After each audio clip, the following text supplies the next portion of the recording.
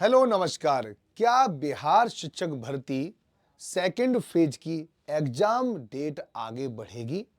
और दूसरा प्रश्न है हमारा कि क्या सीटेट अपियरिंग वालों को नई बिहार शिक्षक भर्ती में मौका मिलेगा या मौका मिलना चाहिए? आइए आज उन प्रश्न जो आपके मन में उठ रहे हैं उन सवालों के कुछ जवाब देखते हैं और अपनी बात को आयोग तक पहुंचाने के लिए भी हम काम करते हैं। तो ज्यादा से ज्यादा मेरे जितने भी साथी हैं, जितने भी दोस्त हैं, जितने भी अपने अभ्यर्थी हैं, सारे लोग इस वीडियो से जुड़ें और इस वीडियो को फैलाएं। ये बिहार शिक्षक भर्ती या बिहार शिक्षक भर्ती को जो मैनेज कर रही है बिहार पब्लिक सर्विस कमीशन, वहां तक पहुंचना चाहिए। हम कुछ सवाल उठाएंगे और उन सवालों के जवाब भी बिहार लोक सेवा आयोग को देने चाहिए। तो आइए, प्रश्न हमारे दो हैं कि क्या एग्जाम डेट आगे बढ़ेगी, और दूसरा प्रश्न है क्या सीटेट अपियरिंग वालों को मौका मिलेगा या क्या उनको मौका मिलना चाहिए। तो सबसे पहले हम बात करेंगे क्या एग्जाम डेट बढ़ेगी। आइए उसके लिए बात करते हैं सबसे पहले। क्योंकि एग्जामिनेशन डेट बढ़ेगी और उसके साथ साथ सीटेट अपियरिंग वालों को जो मौका मिलेगा वो दोनों ही लगभग लगभग बराबर है। आप सोचिए कि इस समय पर एग्जामिनेशन डेट क्या है। एग्जामिनेशन डेट टेंटेटिव डेट है, लेकिन आप मान के चलिए कि 7 दिसंबर 2023 को ये एग्जाम लगभग लगभग हो जाएगा। ठीक है, ऐसा बिहार लोक सेवा आयोग कह रहा है कि हम 7 दिसंबर से लेकर 10 दिसंबर के बीच में इस एग्जाम को आपसे ले लेंगे, कंडक्ट हो जाएगा एग्जाम। लेकिन बात यह है कि 7 दिसंबर 2023 को अगर उन्होंने पेपर ले लिया तो बिहार पब्लिक सर्विस कमीशन के अकॉर्डिंग अगर देखा जाए तो 1 महीने के आसपास रिजल्ट आने की संभावना है। तो 7 अगर दिसंबर को पेपर लिया जाता है तो आप मान के चलिए कि 7 जनवरी तक यानी 2024 तक इसका रिजल्ट आ जाएगा।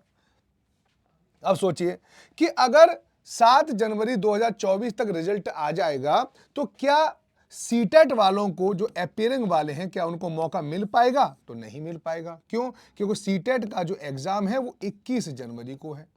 21 जनवरी को एग्जाम है और फिर उसके बाद इसका जो रिजल्ट आएगा सीटेट का वो लगभग 21 फरवरी से पहले तो आएगा नहीं, 1 महीने तो कम से कम रिजल्ट में लगेंगे ही।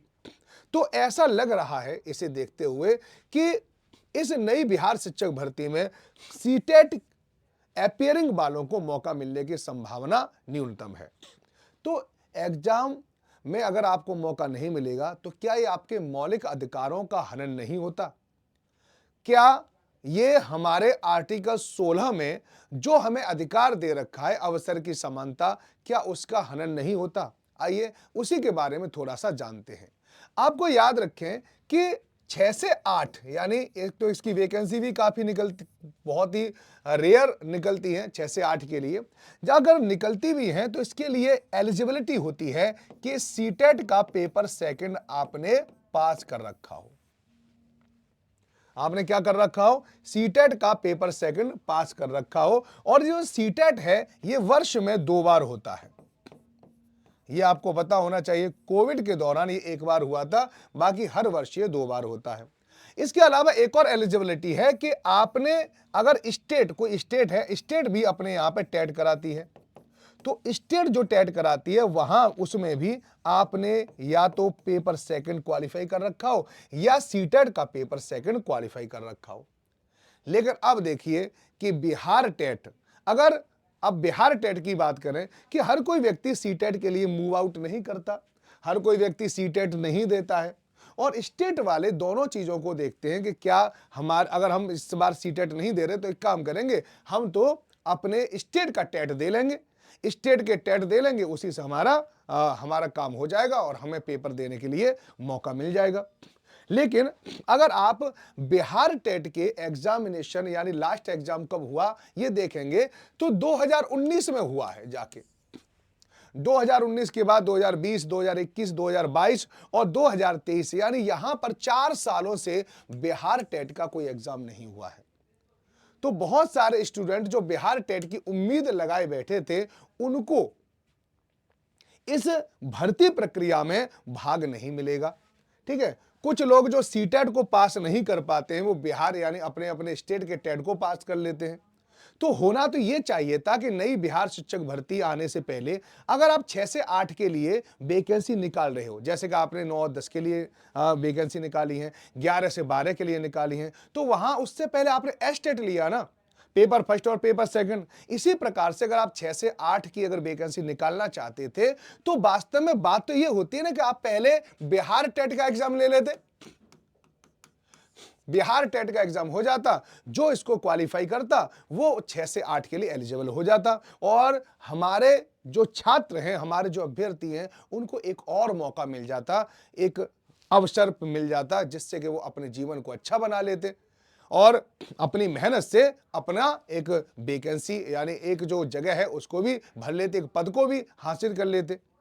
अब अगर ये एग्जाम आपने नहीं करवाया है और किसी ने सीटेट भी नहीं दे रखा है तो आप सोचिए उसके लिए थोड़ा सा तो ये अन्याय बनता है और ऐसा शायद नहीं होना चाहिए। तो बिहार लोक सेवा आयोग के अंतर्गत तो नहीं आता, लेकिन बिहार टेट का पहले एग्जाम तो होना चाहिए और उसके बाद नई बिहार शिक्षक भर्ती की वैकेंसी निकलनी चाहिए थी, या इसको थोड़ा सा आप इसकी एग्जामिनेशन डेट को आगे बढ़ाकर बिहार टेट के एग्जाम को भी वो कर सकते हैं। ठीक है, अगर आप ये बिहार टेट का एग्जाम नहीं करा सकते तो कम से कम सीटेट अपीयरिंग जो आपका 21 जनवरी को होने वाला है उनको भी, यानी जो अभ्यर्थी सीटेट का पेपर दे रहे हैं 2024 में, उनको भी मौका यहां पर मिलना चाहिए, क्योंकि हमें सबको समान अवसर अवश्य देना चाहिए। तो सीटेट के अपीयरिंग वालों को आप या तो दो चीज कर सकते हैं, या तो आप बिहार टेट दिलवा दीजिए, या आप एक काम करिए बिहार टेट आयोजन करवा दो, हमें कोई प्रॉब्लम नहीं होती है, या आप एक काम करिए कि सीटेट के अपीयरिंग वालों को मौका दिलवा दीजिए। यही तो हो सकता है, दोनों में से बताइए कौन सी चीज अच्छी है, एक बार कमेंट बॉक्स में मुझे बताना ये बात अच्छी है कि नहीं। ठीक है, अब बात आती है कि इतनी जल्दी एग्जाम लेने की जरूरत क्या है।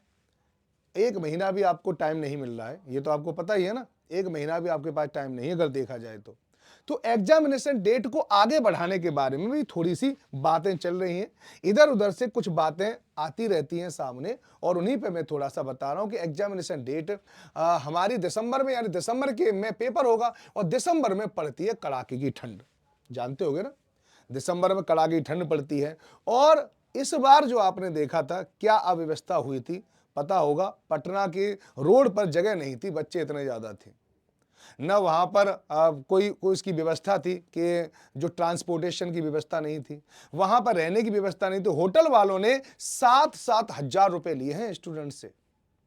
रुपया कहाँ से आ रहा, रुपया ही होता तो हम क्यों एग्जाम की तैयारी करते, समझ में आ गई नहीं।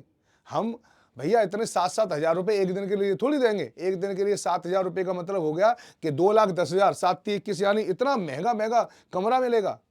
आप खुद सोचिए ना कितना ज्यादा लूट है।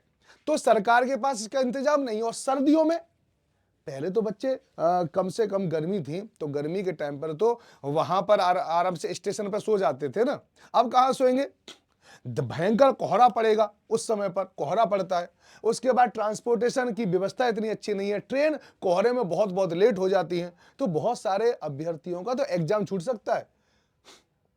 तो आप एक बात बताइए कि पहले पूरी की पूरी मंत्रणा बिना किए, बिना हर एक चीज को जांचे, हर एक चीज को पहले अब हमारे यहाँ पर एप्लीकेशन फॉर्म जारी कर दिए जाते हैं, फिर बाद में धीरे धीरे किया जाता है कि आज ये हो गया, जैसे पिछली बार कभी डोमिसाइल लागू हो गया, फिर डोमिसाइल को पहले डोमिसाइल नहीं था, फिर डोमिसाइल लागू कर दिया, फिर डोमिसाइल को हटा दिया।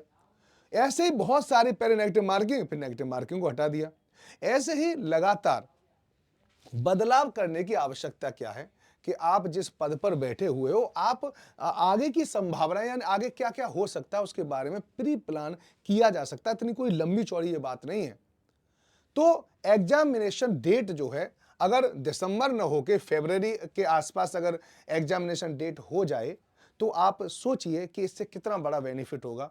एक तो बच्चों को तैयारी करने का भरपूर अवसर मिल जाएगा, और इसके अलावा क्या होगा कि फरवरी में आप बच्चे कहीं भी अपने आप को सरवाइव कर सकते हैं।